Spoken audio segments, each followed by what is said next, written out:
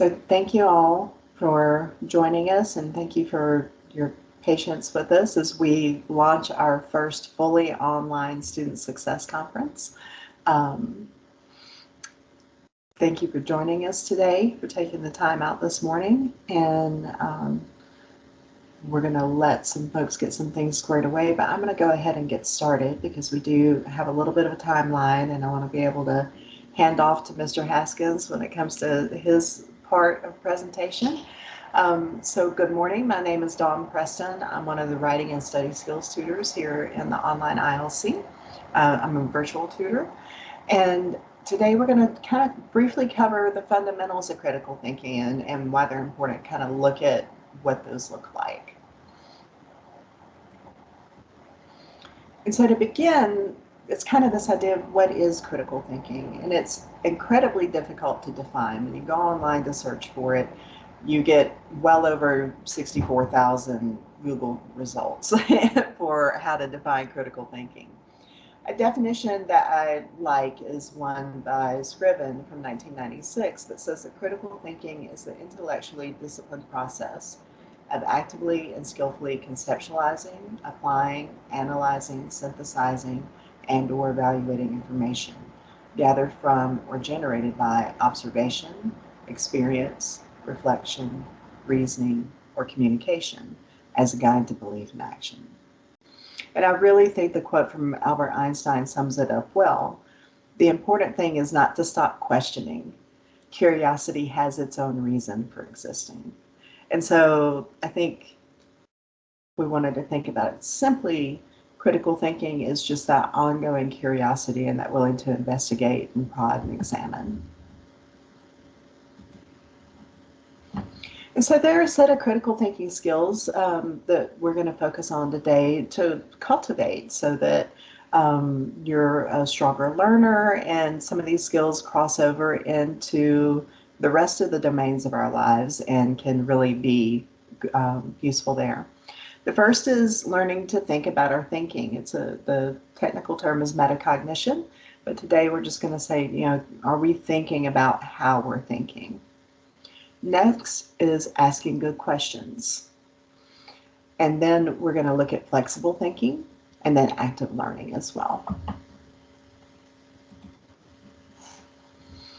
So first, in our thinking about thinking, the poor critical thinker is going to jump to conclusions. They might make assumptions, ignore gaps in their learning, accept inaccurate information, or repeat problematic behaviors.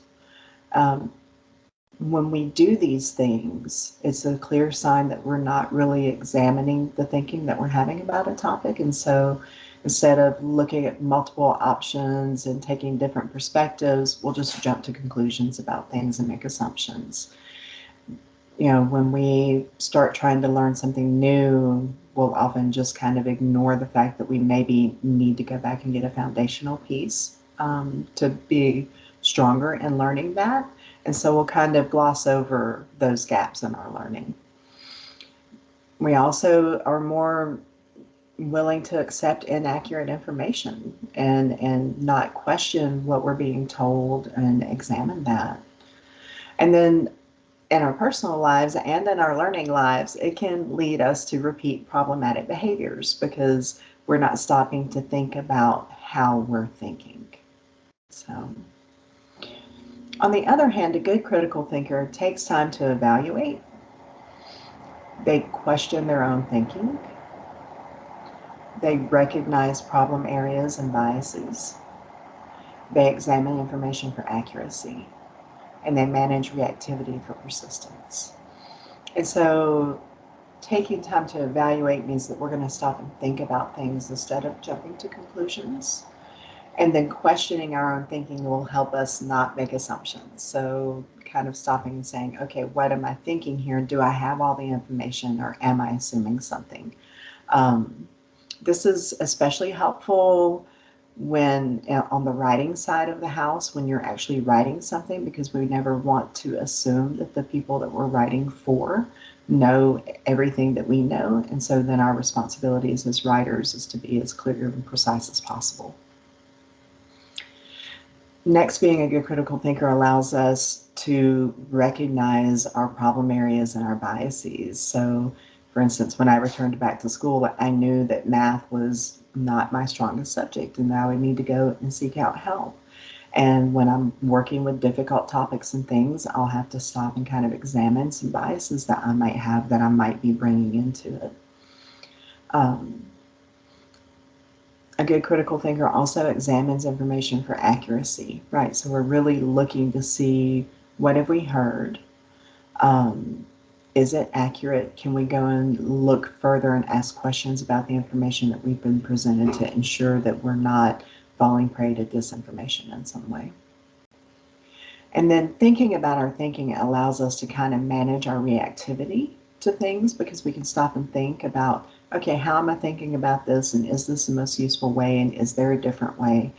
And that skill enables us to persist longer, because we're pausing and we're looking at how we're responding to things and making sure that we're taking the right path.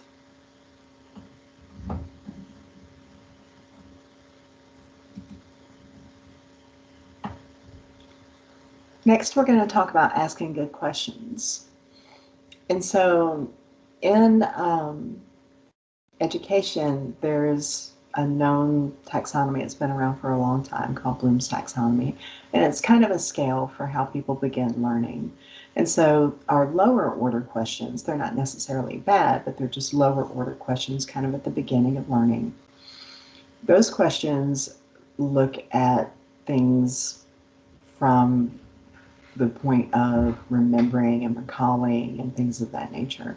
So some keywords that you might see would be recognize, list, describe, retrieve, name, find. And examples of questions that you would see like this would be, what is, chlorophyll? Who was it that, wrote the Declaration of Independence? Can you name 3 types of verbs? Those are often based on recall, and while they serve their purpose of kind of getting us that foundational information, what our goals as learners should be is to move to higher order questions. And these questions lead to analysis, evaluation, and creation. And so keywords there that we would look for would be words like analyze, contrast, evaluate, assess, formulate, and elaborate. And examples of that would be comparison and contrast papers. How is this similar to this or dissimilar? Questions that ask you, your thoughts on things. Do you think, global warming is a good or bad thing? Or that's a poor example, but do you think that, a plant-based diet is better than a meat-based diet? Things of that nature. Do you agree with the actions that someone has taken or with the outcomes?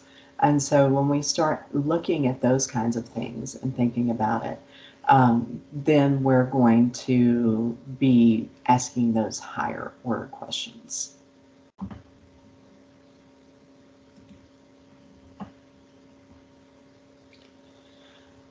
And so flexible thinking, which is our next skill that we want to cultivate, for people who aren't able to think flexibly yet, they might be considered rigid thinkers. Probably the best cartoon example that could come up with would be Squidward, right? Because he's never changing anything. But these types of thinkers are unable to consider alternative situations or viewpoints. They're very much locked into a singular mindset. They cling tightly to preconceptions and generalizations, and instead of investigating, they just kind of buy into stereotypes and generalizations. And because of this, they often struggle with change and with challenges, because there's this idea that everything should stay exactly the same. But on the other hand, flexible thinkers are more curious about alternatives, whether it's alternative perspectives, alternative situations, alternative points of view. They are curious about different takes on things. They're able to recognize and examine their own biases and preconceptions and ideas that they hold, and kind of hold them up for examination and say, okay, well, this no doesn't fit. Um, so how can I change the way I'm thinking about this? They're also better able to adapt to changing circumstances and are typically more up for challenges because they have that flexible mindset that allows them to move between ideas instead of clinging to ideas. They're able to, let go of it and move forward. So I'm trying to see the question from Aaron. Lower order learning would be learning, or the object event would be, yes, that's a good way of summing it up. Yeah, good summation, Aaron. Okay. And so the skill of active learning is the one that we're going to talk about next. And kind of the contrast to that would be passive learning, where we just do kind of the rote memorization, like when we learned our times tables. Proved useful, but again, if we don't apply it, it's just rote memorization, right? Lack of engagement with content. So if you're just reading your textbook, but you're not highlighting and annotating and taking notes and taking that information and making it your own in some way, then you're kind of being a passive learner. And just accepting information without questioning it, without ever examining the accuracy of it or the source and things of that nature.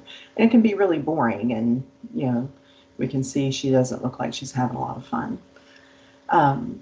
Whereas active learning means that we apply what we know. So those things that we learned by asking our lower order questions, we start applying those concepts and those ideas and examining how they fit together.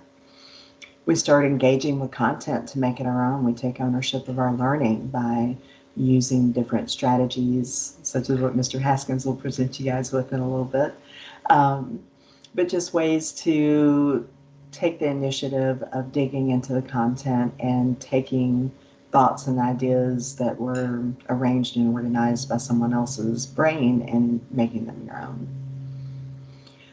And lastly, it's questioning information as well. Being able to look at the information you have and say, is this accurate? And is there a way that I can prove the accuracy of it? Am I just taking it for granted that it's true, or am I going to go to the source and then go to that source's source and see what I can find out in terms of how accurate this information is? It's a little more playful style of learning. It allows you to engage with your curiosity and be more playful in your learning.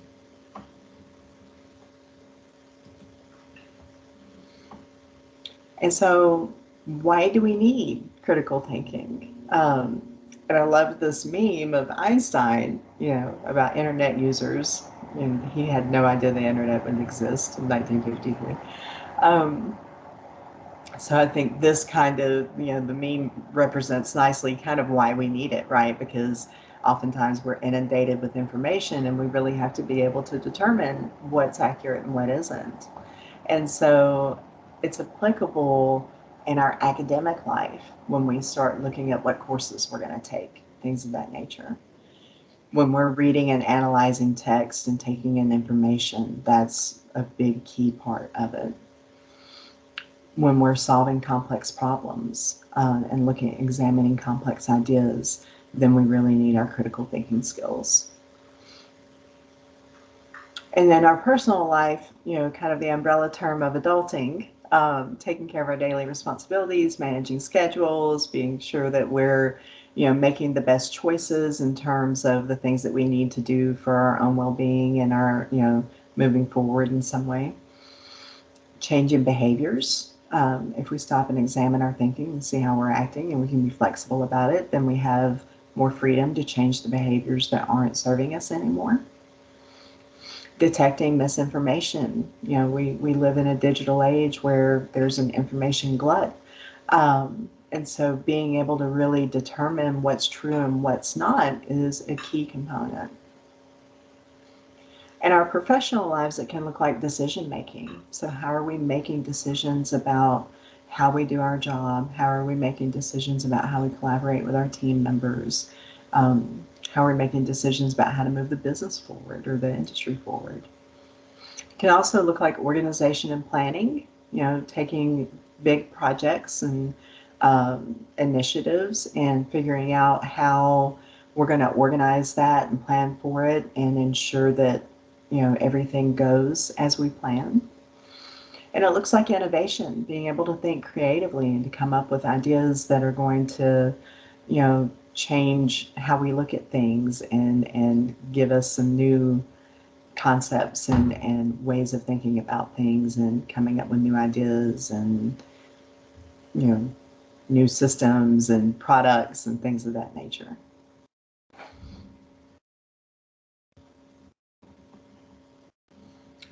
And so in our chat, I'd be really curious to know how you all are currently applying critical thinking in your own life.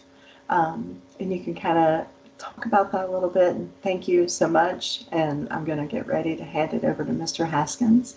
We'll have just a few minutes of discussion in the chat if you all want to kind of talk about how you either are applying critical thinking in your own life or ways that you think it would be helpful to apply critical thinking in your own life, and get some conversation going about that. Thank you all.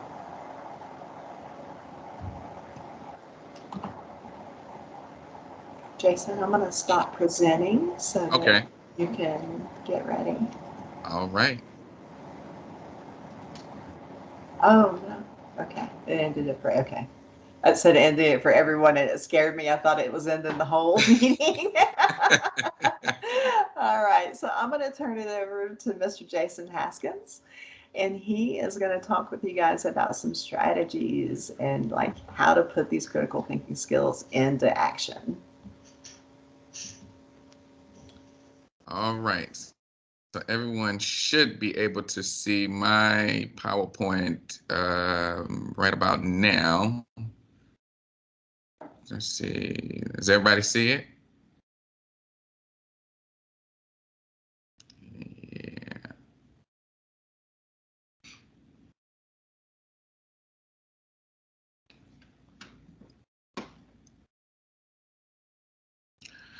So we'll give you a couple minutes to, thank you. So you have a couple minutes to, ponder some of the things that my colleague, Miss Dawn, was just talking about as far as how you apply the critical thinking. So if anyone wants to put that into the chat, feel free.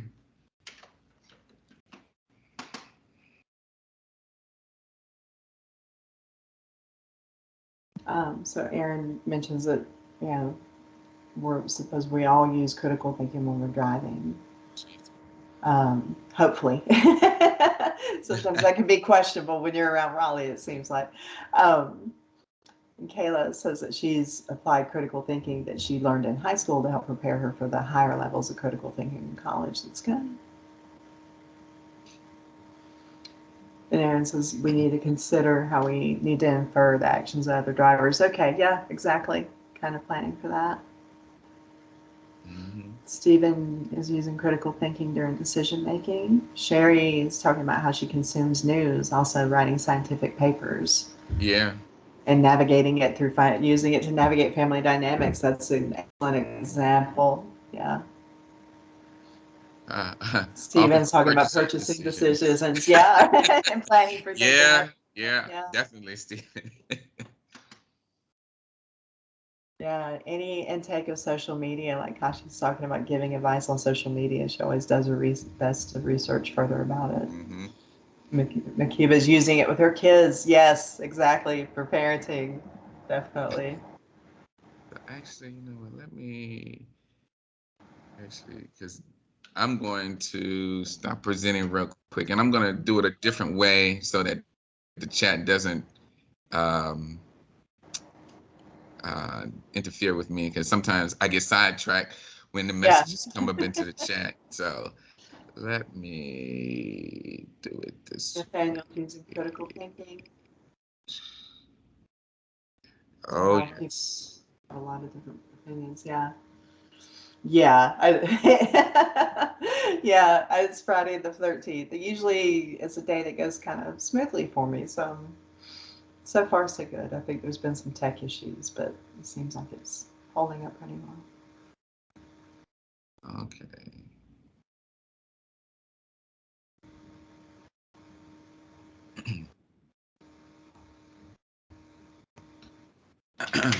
All right. Everyone should be able to see my PowerPoint now. I don't see the chat right now. So um, just like my colleague, Ms. Preston, was talking about, how we use critical thinking in our daily lives. So now I'm going to jump into how we actually will apply those things and apply the idea or the concept of critical thinking. So how are we going to improve critical thinking?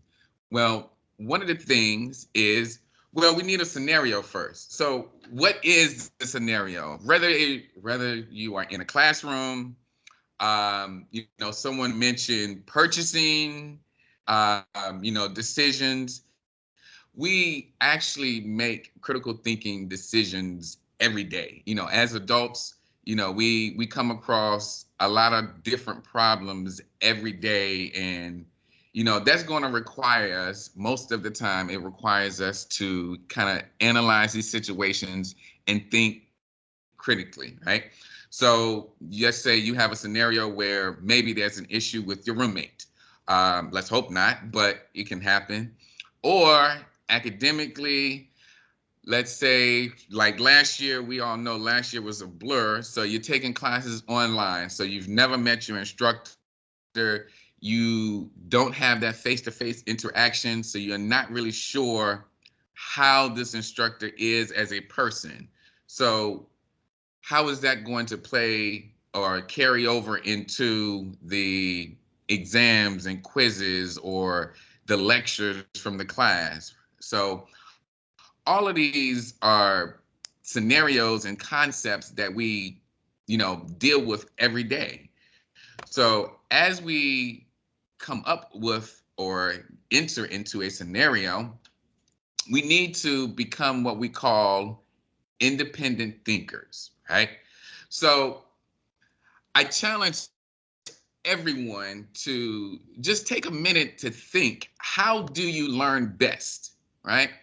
Now, I'll share a personal story of mine. When I was in college, my college roommate, he was, and it's probably the reason why he is in the profession he's in now. But he was one of those individuals that could, have fun, do all of the college activities during the week. And let's say the exam was on Thursday, Wednesday night, he's up till 3, 4 in the morning, and he's does good on the exam. That didn't work so well for me. I tried it, didn't work so well for me. So for me, I had to shut down all of my activities at least 2, 3 days before an exam and really buckle down and start to study. And and it took me a while to figure out how I learned best. But I learned best by taking time. I don't learn best by cramming, sort of what, he was doing. So that's one of the important things about, starting to critical think is becoming an independent thinker and learning how you learn best. Because once you understand how you learn best, how you process information, the things are going to come easy to you, which is what we talk about when we talk about what's important to your learning. So when we talk about what's important to your learning, what is your end goal from this class? Or what is your end goal from that online purchase, right? Or what is your end goal for, having the roommate if you had a issue with your roommate, right? So what's important to you in your learning, right? So this is how you become an independent thinker and start to process and use those critical thinking skills. So now, after you've taken a minute and reflected on how you learn best, now it's time to analyze these situations, the problems, and Ms. Dawn just talked about it a few minutes ago as far as determining, the important areas, analyzing these situations, coming up with different conclusions, whether it is, something outlandish or, something that's kind of straight online, right? But you always want to think about the situation, analyze that first, and that analyzing of the situation happens once you start to become that independent thinker and hey, this is how I learn best. So this is how I know that if this instructor presents this information to me this way, I know that I'm not going to learn it this way. However, if I'm able to, shameless plug, get a good tutor at the ILC, which we all are great tutors, maybe they can help me see it in a different way, right? So I'm analyzing these situations. I know how I learn best. Now I have to determine what is more important, when you are going through, the material from class. There's a lot of material, and I always tell students that no one knows everything, right? So you always want to determine what is important. And it's kind of hard when you were online, just completely online, because it's difficult to kind of read an instructor or professor to figure out what he or she feels is the most important thing from the classes when you don't have that face to face. So now, fingers crossed, we can all get back to face soon. You will be able to now determine, what's important from the instructor's standpoint, what he or she feels is important when you are in the classroom. And then you can reach conclusions based upon, those important areas. So now, the things that we need to ponder while we're doing this is, and we've all heard, back in elementary school and maybe middle school, those 5 W's: who, what, when, where, why, and how, right? So as a critical thinker, we need to ponder, we need to think about these W's, right? What's happening? Why is it important that I know this information? What don't I see? Now, that's a key thing right there, because a lot of students, when you study for an exam, you go into it, you feel confident, and then you get that score back and you're like, really? Like, really? I thought I knew this. I can't count the number of times that I've encountered a student that's like, I thought I knew this information, like I know it, right? So when you start to use those critical thinking skills, you need to start to look at things that you are not obvious. So what don't I see? What is it that the instructor was really trying to get me to understand, right? So after you've done that, now, how do I know? So we're going to get into that how do I know a little bit later, because one of the strategies that I use and that I live by is, trying to teach someone else, right? And then the last part where it says who is saying it. So, whether it's someone from your textbook, whether it's a quote from, a online source. Now be careful with online sources, because we know some things are not what they appear to be online. Wikipedia, we can all go into there and and update and make any changes. So that wouldn't be my first choice, right? But just pay attention to who's saying it, right? Make sure that the source is credible, right? So these are all things in the beginning that you can ponder that will also help you improve your critical thinking, right? Now, once you start doing this, it's important that we remove what we call noise. And I'm not talking about noise in the background. It's a wonder you guys can't hear the noise in my background. My landscapers are outside doing something. But I'm not talking about noise like that. I'm talking about external rather and internal noise, right? The internal noise has to deal with, feelings or, anxiety or, feelings of, I don't think I know this, right? So if you remove that noise, right, you're able to now ponder these things a little bit more. And that's one of the things that I had to learn to do. As a student, I had to remove the external noise. The internal noise was fine. I just had to learn how to remove the external noise with, my roommate and the activities of college and things of that nature. So once you think about that and once you remove all that noise, now you're able to sit down and start to think. And so when you're thinking, here we go, problem solving. Well, first, we have to have a problem and we have to identify the problem, right?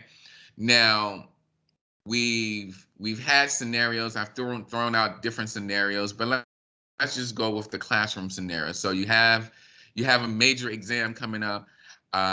This is the first exam or first quiz of the semester. You have no idea, how the questions are because you've never had this instructor before. You've went on Rate My Professor. You looked, they have so-so reviews, or maybe they don't have any reviews, right? So you don't really know what to expect. So now you find your problem. Now you got to find that relevance in your problem. Okay, well, I know that I need to get a good grade or pass this class or pass this exam so that I can, matriculate onto my, my other aspirations, right? So find some relevance in that.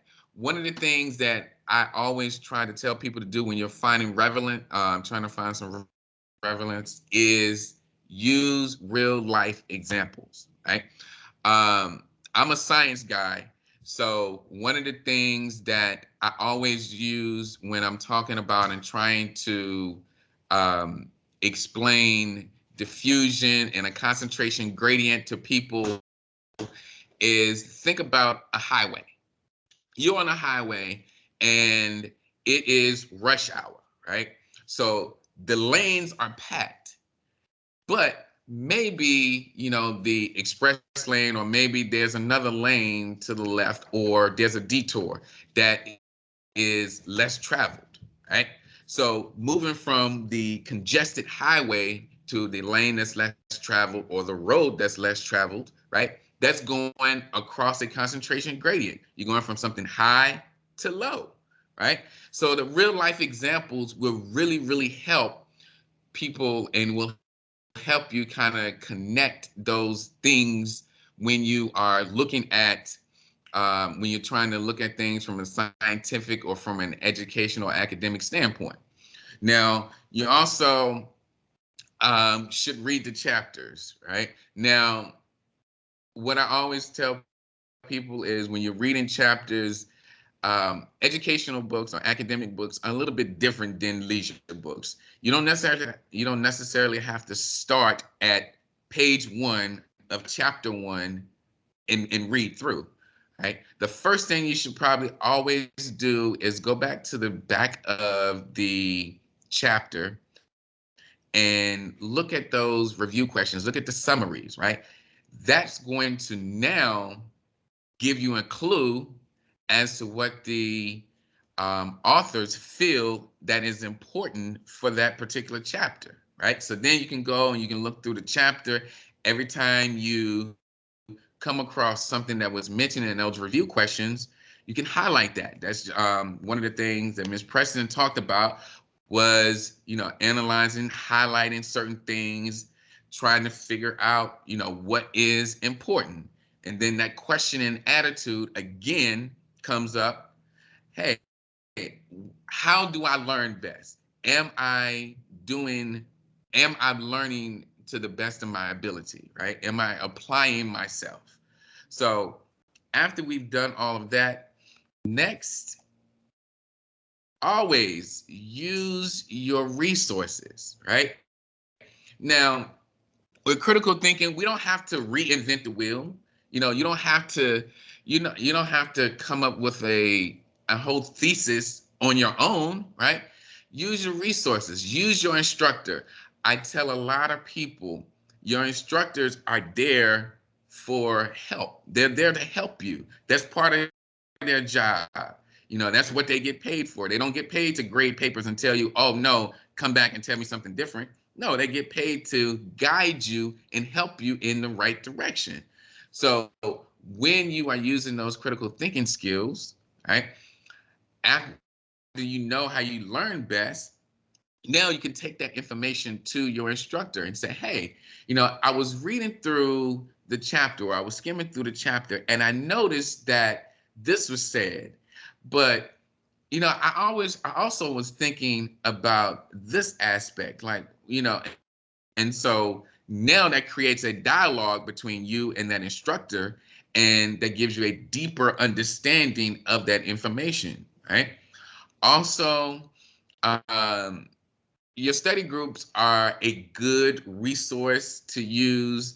Now, the caveat about the study group is, if it gets too big, then they actually end up becoming more harmful than helpful.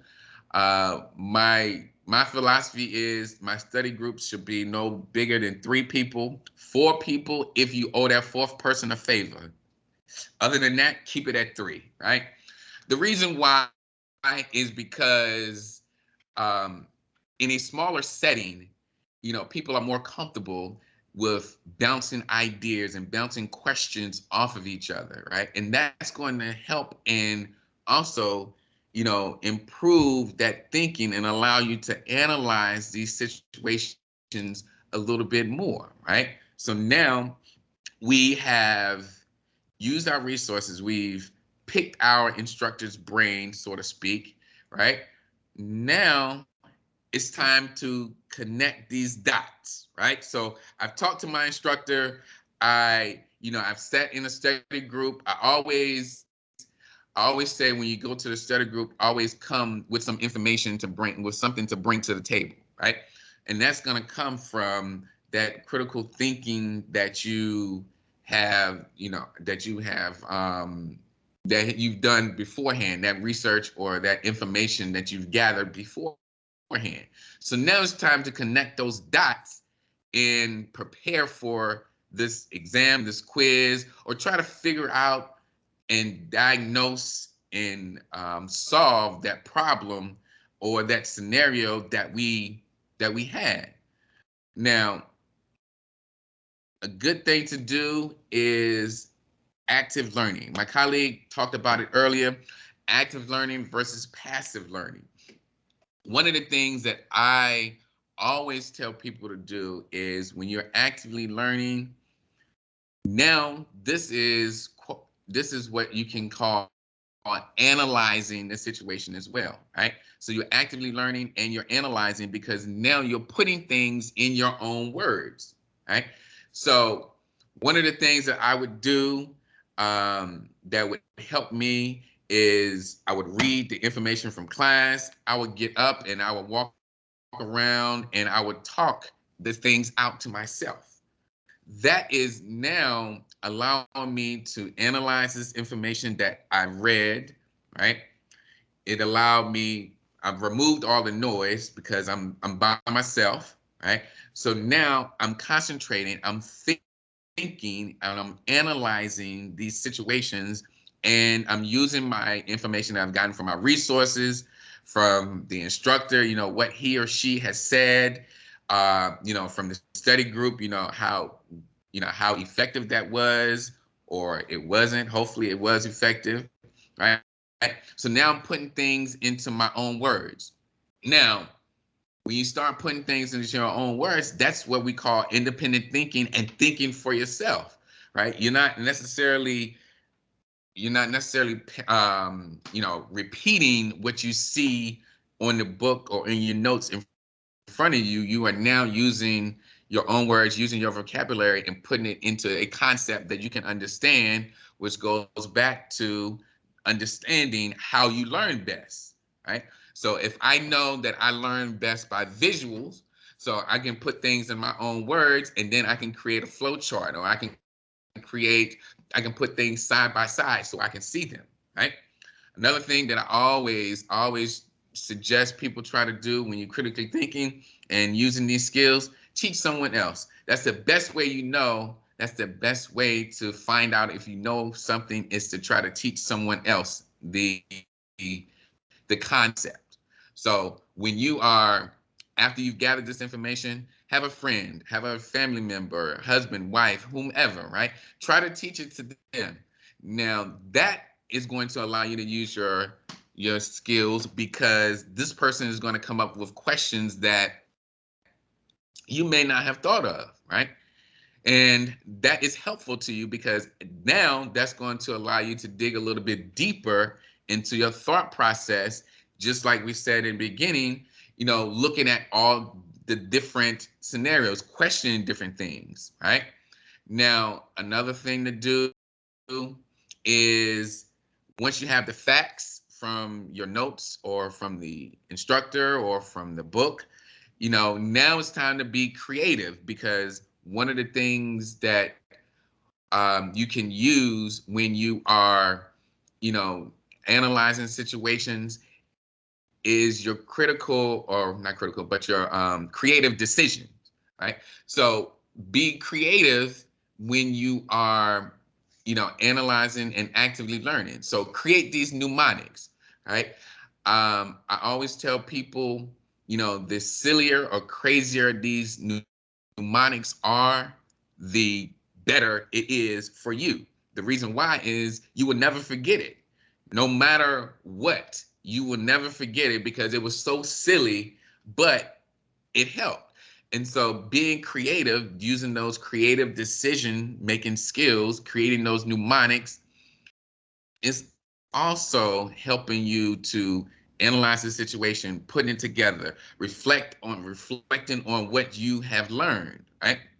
All of these things. Now, it's also important when you are, you know, doing this process, it's also important to not overthink it, right? As adults, we are bombarded with things every single day. And so, it's important that we don't overthink and overanalyze the situation. So that's why you always want to go back to your resources, your instructor, always find out what is important, what he or she feels is the most important thing, right? So now, after we've done all that, now it's time to put all of this into action, right? So now you met with your group, you've met with your resources, your instructor or what have you. You know how you learn best. You've taught someone else. So now it's time to put it into action, go into the scenario, go into the class, and, knock out that exam, knock out that quiz, solve that problem, get another roommate or whatever, right? So, hopefully this was informative. Any questions anyone have?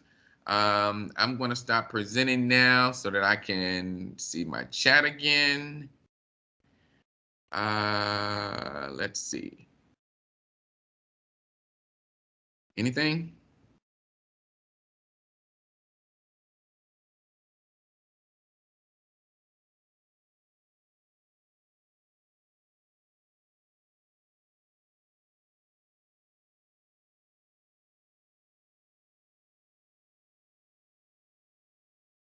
Okay. Let's see. Okay. Well, no, I'm grateful that you all came to this presentation. It's always great, to hear, other, other people's perspective on, how to, analyze and, digest certain information. So now I think you all, um,